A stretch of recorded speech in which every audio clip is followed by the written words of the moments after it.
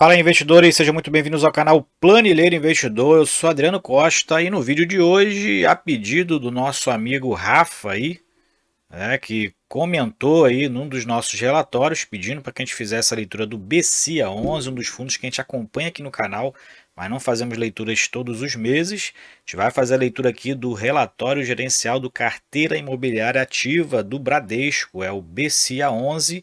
É um fundo de fundos, então fique ligado aí no desempenho, na performance dele nesse mês de março de 2022, ok?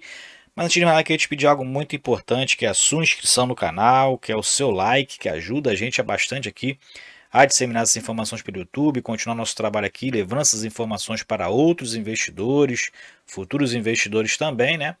E também queria te pedir que você coloque nos comentários suas sugestões de vídeo, assim como fez o Rafa, e outros aí que a gente está aí buscando atender, né? Outros pediram aí o MOL 11, né? Pediram aí também o DEVA 11, a gente vai fazer a leitura deles, tá? Só está esperando sair os relatórios mais atualizados. E se você também tem alguma indicação, coloque nos comentários. E também coloque nos comentários se você é um dos cotistas do BCA 11, qual o percentual da sua carteira hoje. Eu não sou cotista do BCA 11, já fui há um tempo atrás, mas não sou mais. E esse relatório gerencial também vai estar na descrição do vídeo, tá? Para você baixar, fazer uma leitura mais detalhada. É um relatório que tem informações interessantes sobre o mercado, né? E também na descrição está lá o nosso grupo do Telegram para você fazer parte também lá, encurtar a distância, colocar suas sugestões também lá, conversar com outros investidores. E a gente também vai estar fazendo o sorteio do livro Investidor Inteligente. Assim que o canal ultrapassar 5.000 inscritos, a gente vai fazer uma listagem lá no grupo do Telegram. Então se inscreve lá, faça parte do grupo para você também fazer parte dos sorteios que a gente faz aqui no canal, tá bom? Então vamos lá. BCA 11, relatório gerencial de março de 2022. Então a gente vê aqui, né, ele está aqui como abril, tá? Mas é o informe de abril com informações de março. Então não se engane, né? Informações aqui é de março, fechamento, tá? Aqui algumas características do fundo, né? Para quem não conhece, já que a gente tem tempo que a gente não fala aqui do fundo no canal. Então, um fundo que investe aí principalmente em cotas de FIIs, certificados recebíveis, letras hipotecárias e letras de crédito imobiliário. Só que hoje, principalmente, ele só investe em fundo de investimento imobiliário, né? Vamos ver se tem alguma atualização aqui, né? Até a última leitura ele só investiu em fundo. É um fundo que tem desde maio de 2015, é um fundo já maduro aí, né?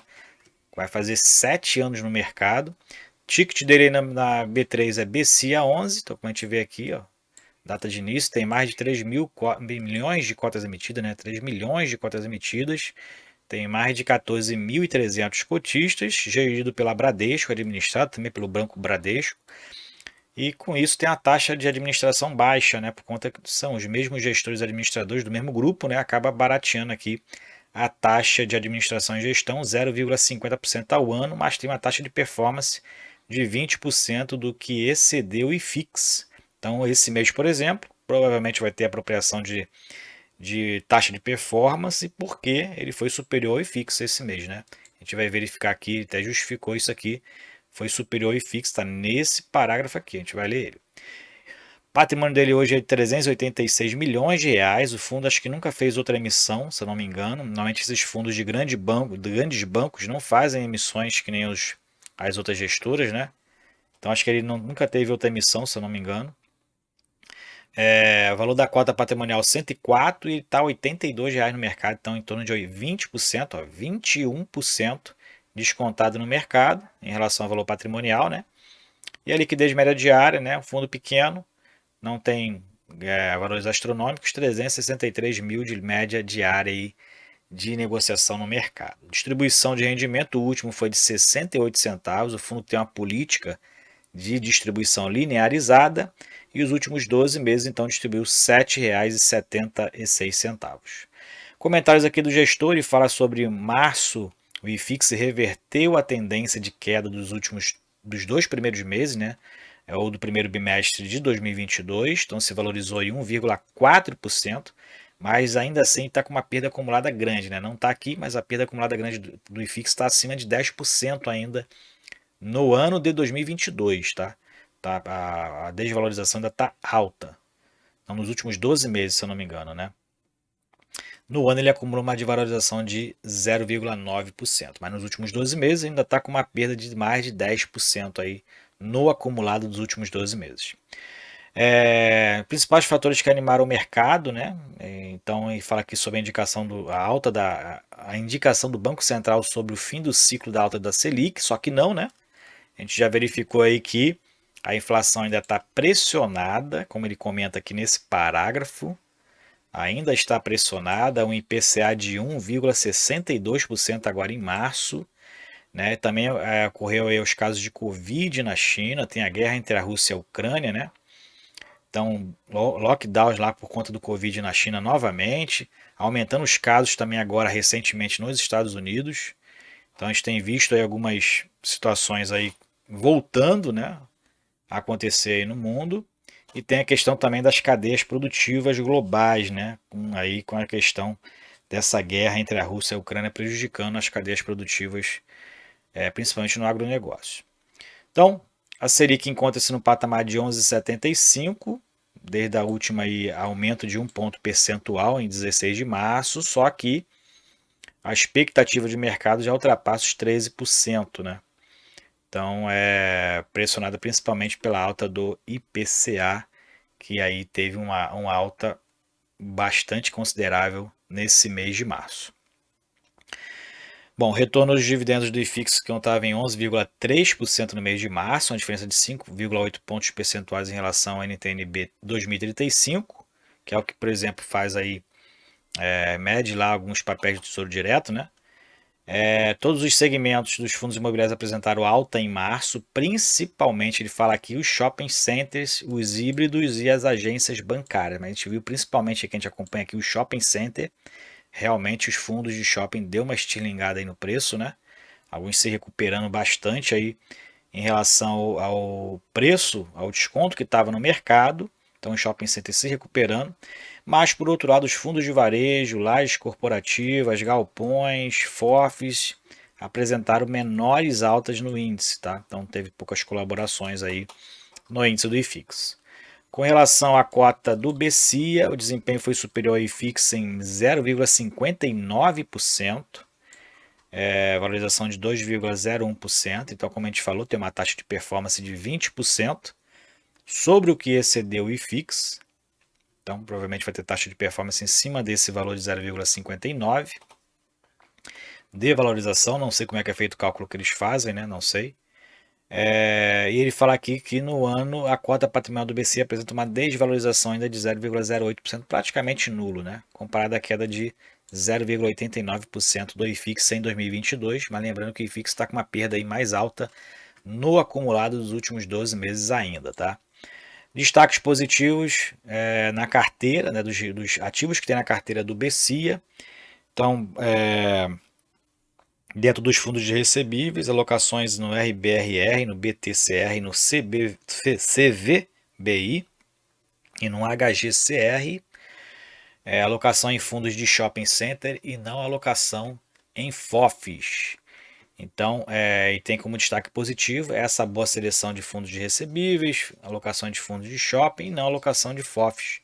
Por outro lado, a alocação em fundos de lajes corporativas e galpões logísticos foram principais detratores da performance do fundo frente ao IFIX. Então, realmente, a queda dos preços principalmente, né? E a alocação setorial do BCIA no fechamento em março era a seguinte. Então, ele tinha 46% aí agora em março, né? Fechou esse relatório, inclusive. 46% em recebíveis imobiliários, né? Que a maioria dos FOFs tem feito esse tipo de alocação, né? A não ser que tenha uma estratégia bem diferenciada aí no mercado. Então, mas a maioria está mais alocada em fundo de recebíveis, que é o que está pagando mais. Lajes corporativas 23%, galpões logísticos 16%, shopping center 10% e outros fundos 5%.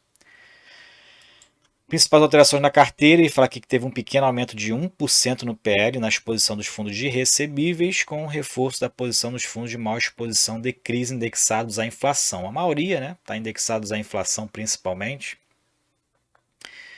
ao IPCA, né, mas os fundos que estão atrelados aí à taxa DI também está tendo uma performance agora muito interessante.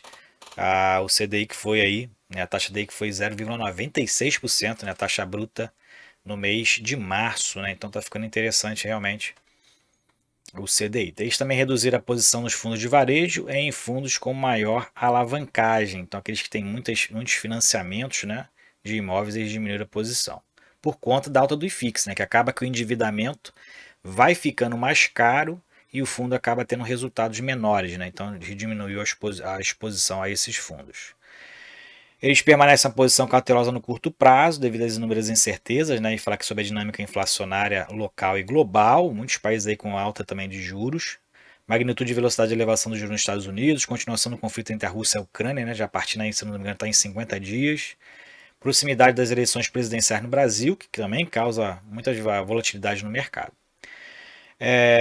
Por outro lado, os principais fatores que justificam a alocação dos fundos de tijolo, como lajes, shoppings e galpões, são as evidências de que estamos mais próximos do final do ciclo de alta da Selic, os indicadores de atividade mais fortes com a melhora da queda do quadro de pandemia e os fundos de tijolo ainda continuarem com um desconto relevante. Né? Então, principalmente aqui esse desconto frente ao valor patrimonial é que se está tornando ainda os fundos de tijolo bastante atrativos aí para um investimento e uma valorização futura aí quando tudo se normalizar, né? Quando tudo voltar aí a cenários antes da pandemia.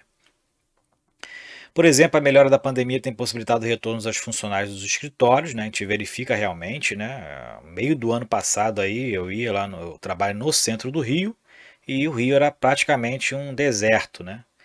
E agora a gente vê um movimento bastante elevado, né?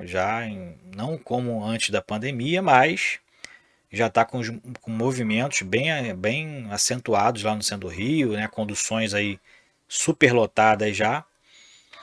E a gente vê realmente esse movimento das empresas retornando aos escritórios. Então já vi uma série de novas locações concluídas, né? Eles acompanham os fundos, né? KNRI, HGRE, ERCRB.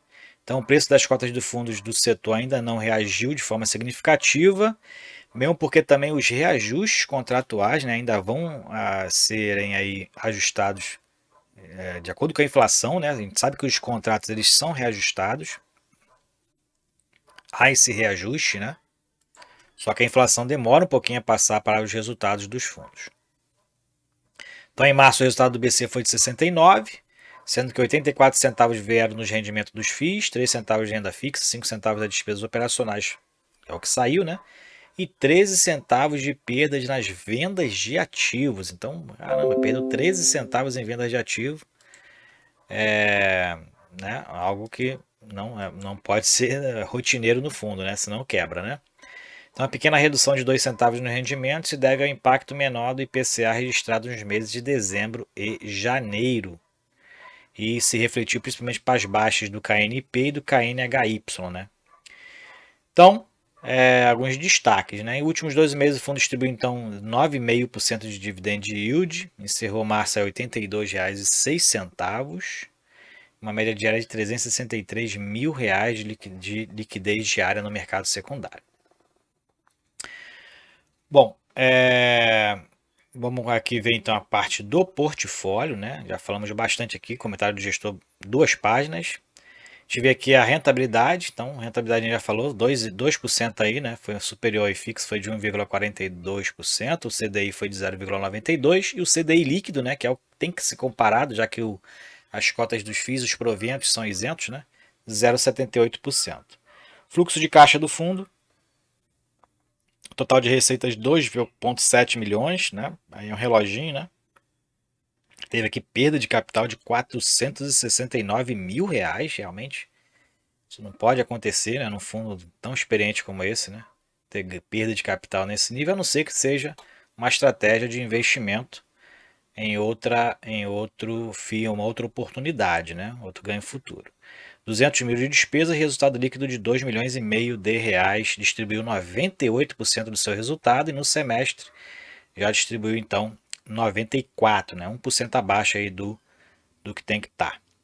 Composição do resultado então em março, 84 centavos foi o total de receitas e deu um resultado aí de 79 centavos.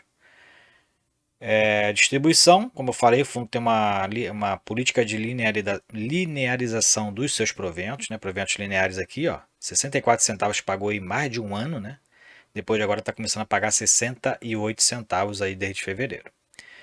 Dividend yield aqui, né, com relação à cota de mercado e à cota patrimonial. Então, ele está pagando 9,5% em relação à cota de mercado. Então, realmente tá interessante, né, o retorno do fundo aí com relação à cota de mercado. E aqui as alocações, né? Hoje ele tem 99% alocado em FII, tem um caixa muito pequeno mesmo. Tem um CRI aqui, né? Tem uma alocação em um CRI, 1%. Então, realmente, essas aqui são as principais alocações: a KNP 7,4%, KNCR 5%, PVBI, né? Fundo de propriedade da VBI 4,7%. São fundos aqui com menos risco, vamos dizer assim, né? Com um grau de risco um pouco menor do que os outros. E essa exposição aqui que a gente comentou lá em cima, né? Maior exposição a fundos de CRI, 46%, ok? Então é isso aí, relatório gerencial do BCA11, fundo de fundos da Bradesco. Se você gostou do vídeo, deixe o seu like, se inscreva no canal e compartilhe com a gente. Se você é cotista do BCA11, qual o percentual da sua carteira hoje? Fique com Deus, até o próximo vídeo. Tchau, tchau.